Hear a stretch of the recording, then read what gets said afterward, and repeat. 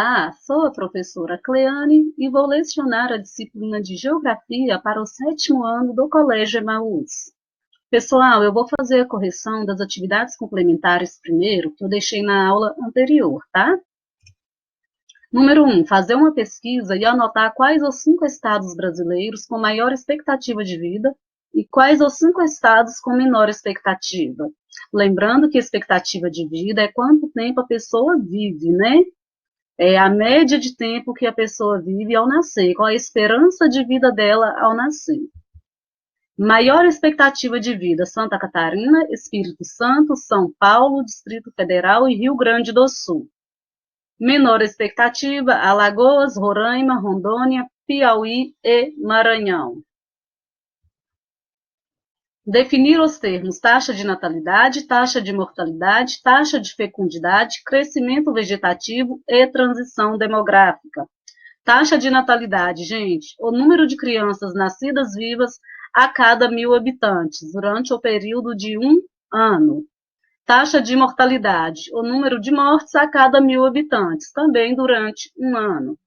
A taxa de fecundidade, ela refere-se ao número de filhos por mulher. É quantos filhos uma mulher em idade fértil ela tem. Crescimento vegetativo, também chamado de crescimento natural, é a diferença entre a taxa de natalidade e a taxa de mortalidade. A transição demográfica. A transição demográfica é a dinâmica de uma população. Refere-se às variações na taxa de natalidade e mortalidade de uma população, ou seja, é o comportamento do crescimento populacional. É como essa população ela está, se ela está crescendo, se não está crescendo, se está tendo um crescimento negativo, se as taxas de natalidade elas estão altas, se a taxa de mortalidade está alta. Então, a transição demográfica refere-se a esse comportamento populacional. 3. Explique como está distribuída a população brasileira pelo território. Gente, nós sabemos que a população brasileira ela está distribuída de forma irregular, ela está concentrada em algumas regiões.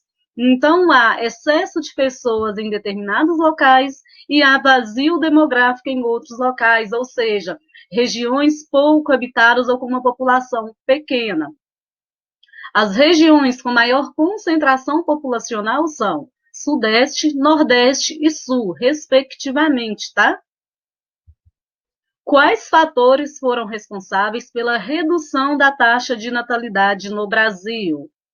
Um dos principais fatores, gente, a queda na taxa de mortalidade. Então, as crianças, ao nascer, elas estão tendo a maior expectativa de vida, maior esperança de vida ao nascer. O processo de urbanização do Brasil também, maior participação da mulher no mercado de trabalho e planejamento familiar, maior acesso à informação, difusão de métodos contraceptivos, dentre outros. Em qual fase da transição demográfica o Brasil se encontra? Explique. O Brasil está na 4ª fase da transição demográfica. Esta fase é uma confluência entre as taxas de natalidade e mortalidade, o que provoca uma diminuição do crescimento da população. O que é essa confluência, gente? A taxa de natalidade ela está caindo, está em queda, vai chegar um determinado momento que ela vai se encontrar com a taxa de mortalidade. Vai haver uma interseção, vai haver um encontro. A partir desse encontro, a tendência é que a taxa de natalidade se torne menor que a taxa de mortalidade, ou seja, que morram mais pessoas do que nascem. Quando isso acontecer, a população ela vai ter um crescimento natural negativo, ou seja, a população ela não vai crescer mais. Pode ser que por incentivos governamentais, por políticas governamentais de incentivo à natalidade, a população ela volte a crescer, volte a ter um crescimento natural, né? Página 52. Agora eu vou corrigir as páginas do livro, tá? Você sabe o que é um recenseamento ou censo demográfico?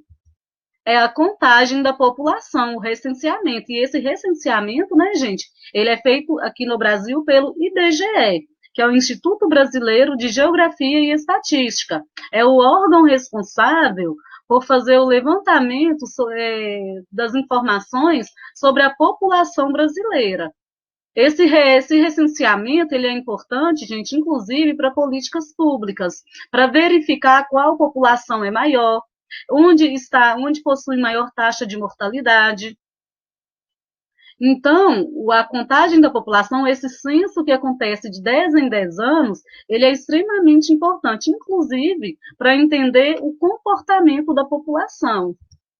Qual é a diferença entre um recenseamento e uma estimativa? O recenseamento é o fato correto, né? É o dado certo. A estimativa é uma projeção com base em dados anteriores. O recenseamento é uma contagem da população de uma determinada área, geralmente um país, enquanto a estimativa é uma avaliação, um cálculo aproximado com base em amostras. Observe o gráfico e responda. O ritmo de crescimento populacional do Brasil vem crescendo, diminuindo ou é estável?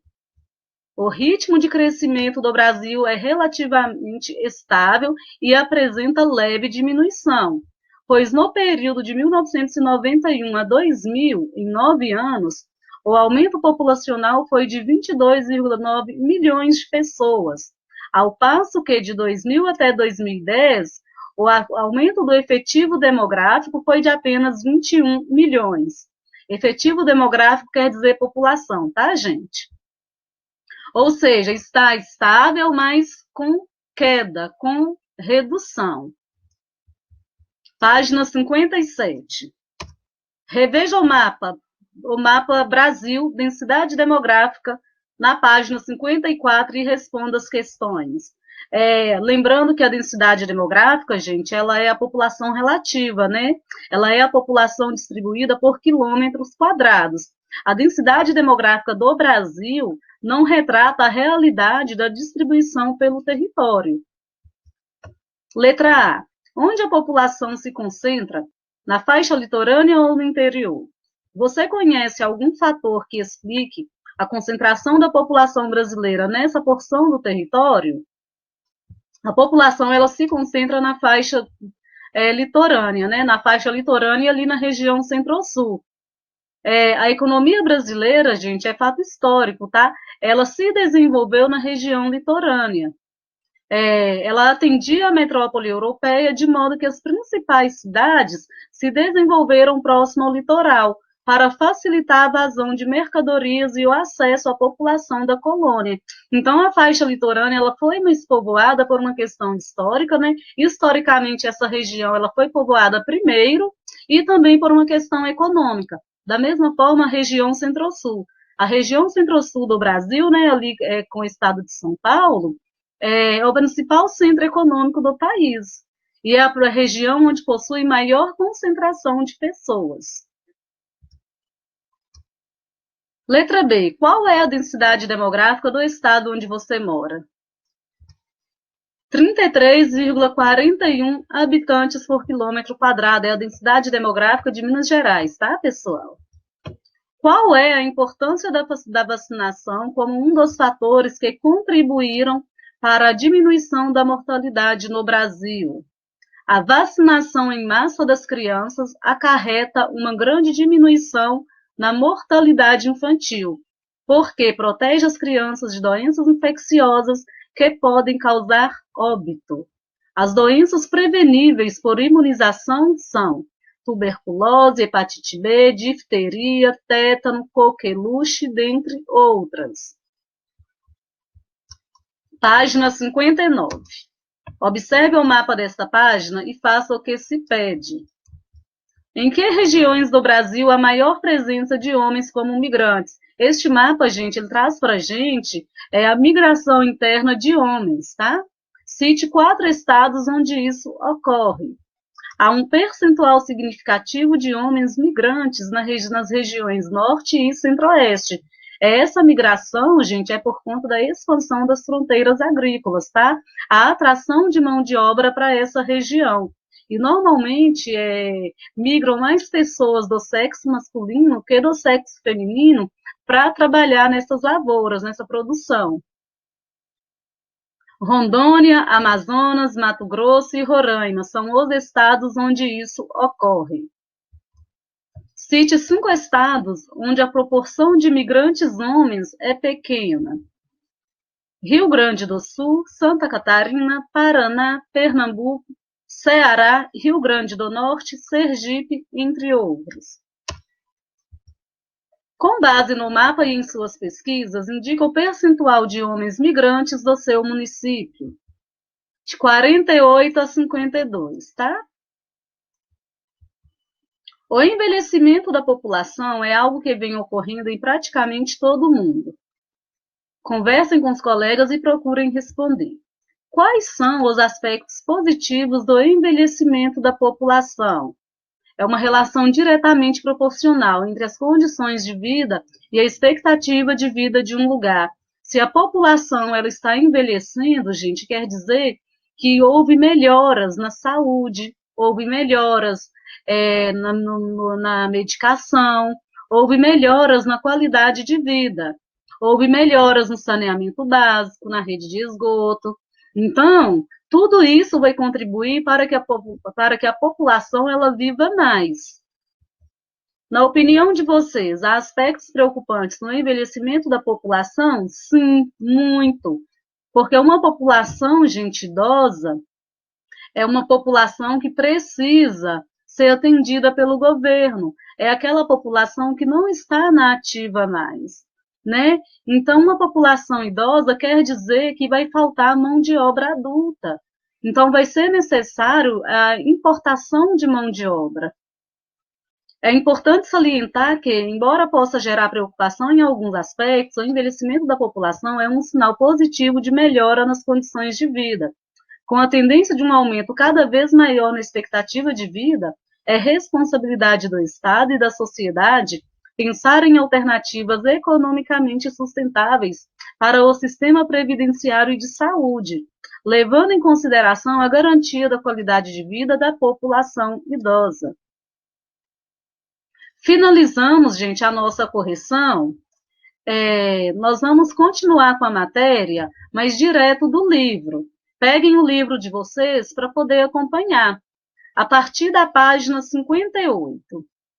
Vamos continuar falando da população, mas sobre a estrutura da população por idade e por sexo. O que é isso? Estrutura da população por idade. A população ela é dividida em faixas etárias, em faixa de idade, em 3 faixas. Jovens que são do nascimento até 14 anos, adultos de 15 até 64 anos e idosos ou terceira idade de 65 anos em diante.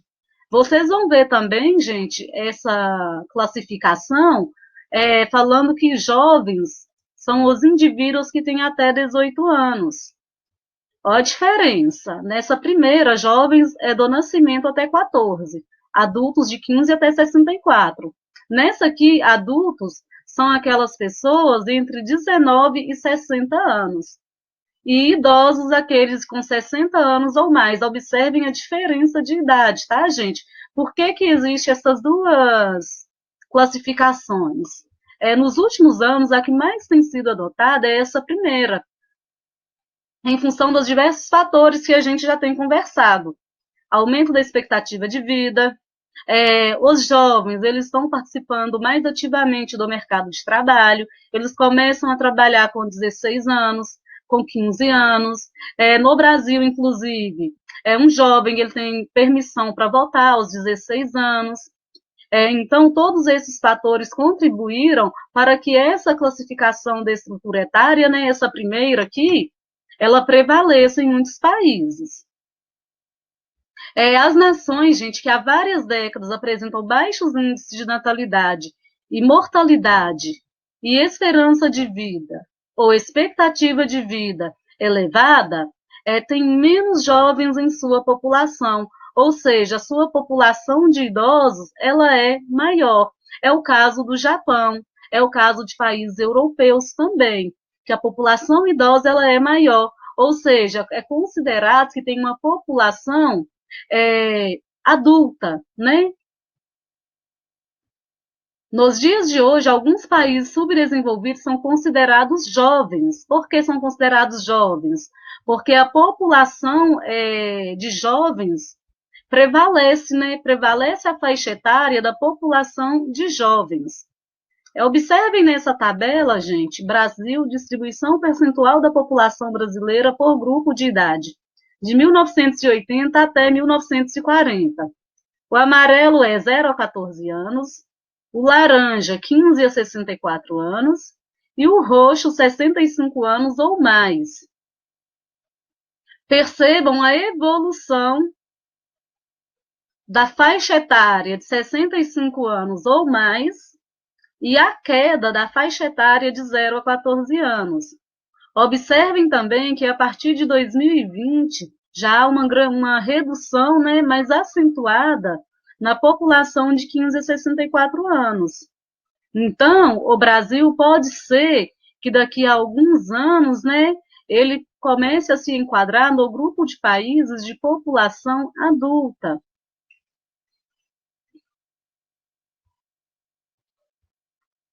Lembrem que está havendo uma redução nas taxas de natalidade e fecundidade, de modo que a população jovem vai diminuir. A população jovem está havendo uma queda no número de nascimentos e as pessoas elas estão vivendo mais, então é consequência, é causa e consequência. Queda na taxa de natalidade e as pessoas estão vivendo mais, qual população vai prevalecer? Vamos analisar agora a proporção entre homens e mulheres. Nós sabemos, né, que no Brasil há cerca de 3 milhões de mulheres a mais que os homens. Isso de acordo com o IBGE, tá, pessoal? Só que essa proporção, gente, ela varia de estado para estado.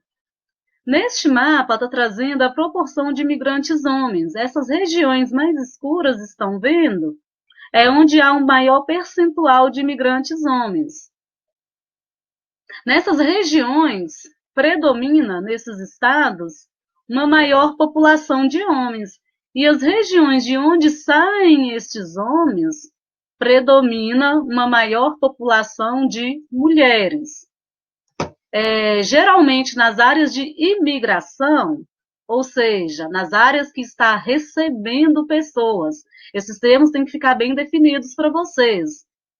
Imigração são áreas que estão recebendo. Emigração são as áreas que estão perdendo. Então, emigrante é quem sai e imigrante é quem chega. Então, são aquelas que estão recebendo novos contingentes em virtude de migrações internas. Observem Rondônia, Mato Grosso e Roraima. A proporção de homens é superior à de mulheres. Já nas áreas de emigração, locais de onde se originam migrantes, Ceará, Pernambuco e Alagoas, a porcentagem de mulheres é maior, superando a média nacional.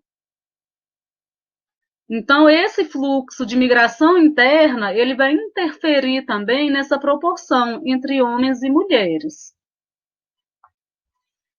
Vamos entender agora o que são as pirâmides etárias, pessoal. A pirâmide etária, gente, ela vai nos apresentar alguns dados. Por meio da pirâmide etária, nós vamos perceber a evolução da população. Nós vamos perceber essa evolução por faixa etária, por idade e por sexo, homens e mulheres. Para fazer a análise da pirâmide, nós vamos precisar entender a base, o corpo e o ápice. A base, gente, ela mostra a proporção de jovens que fazem parte da população. Observem aqui. Deixa eu só apagar aqui isso que eu grifei. Isso.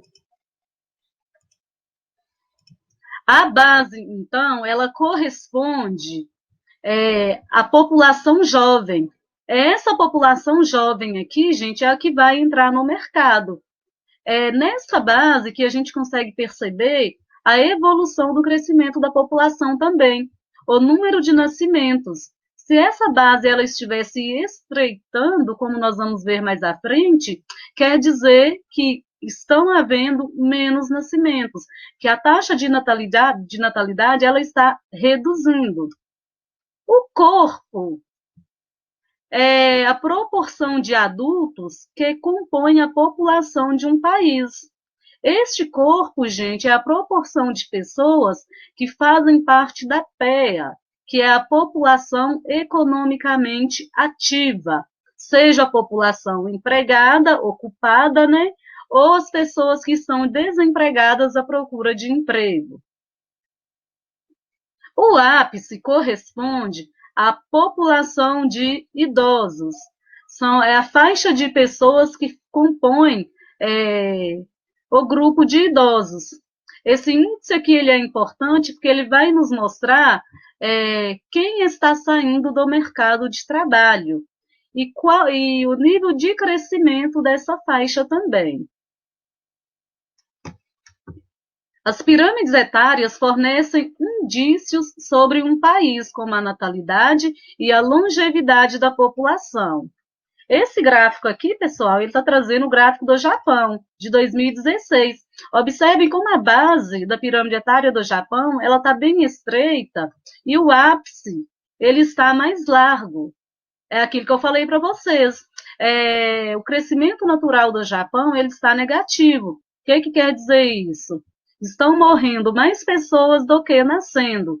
Ou seja, o Japão ele é considerado um país maduro, um país de população idosa, tá bem?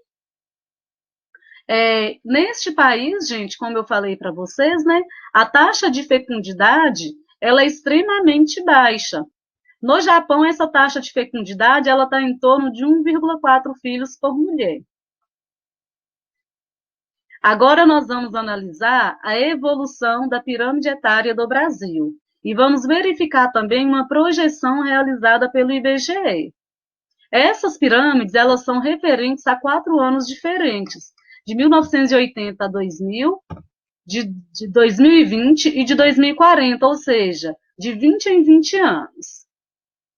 Nós vamos verificar aqui, gente, a transição demográfica do Brasil, com a progressiva diminuição das taxas de mortalidade, o que vai resultar numa maior proporção de idosos, e de natalidade, que reduz a porcentagem de jovens, ou seja, a faixa de idosos, o grupo de idosos vai se tornar maior. Vamos olhar aqui de 1980. O Brasil ele era considerado um país jovem, por quê? A base está larga, então a taxa de natalidade ainda está alta, não está baixa. E o ápice, olha como o ápice ele está estreito. A população que corresponde à faixa de idosos. Que a gente pode observar?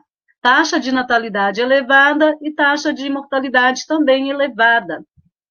2000. Percebam que já há uma nova configuração aqui na faixa de jovens. Há um aumento dessa população, assim como há um aumento no grupo de idosos, na faixa etária que corresponde aos idosos. Aí a gente pode entender disso, gente, que a expectativa de vida ela está aumentando. 2020, gente, esse asterisco aqui quer dizer que é uma estimativa, tá? É uma estimativa com base em dados, com base em amostras. Observem a base da pirâmide etária do Brasil em relação aos anos anteriores. Vejam como já reduziu a porcentagem aqui de jovens, como a porcentagem aqui de adultos, ela se alargou, e a de idosos também teve um crescimento considerável. Para 2040, observem a projeção. Como que a população de idosos está aumentando e há uma grande redução na população de jovens. Nesse momento aqui, gente, a população do país ela começa a diminuir. Quando a taxa de mortalidade ela é superior à de natalidade. A população de idosos, gente, estima-se que ela será em torno de 40 milhões de pessoas, ou seja, 17,6% da população. Finalizamos, então, né, essa aula. Na próxima aula nós vamos dar continuidade. Tem algumas atividades para vocês fazerem. São essas 4 perguntas. Gente, faça anotações no caderno, é muita informação, é muito detalhe. Copiem as perguntas no caderno e, se for preciso, assistam de novo essa videoaula, tá bom? Bons estudos para vocês, até a próxima aula e lembrem-se, juntos no caminho certo.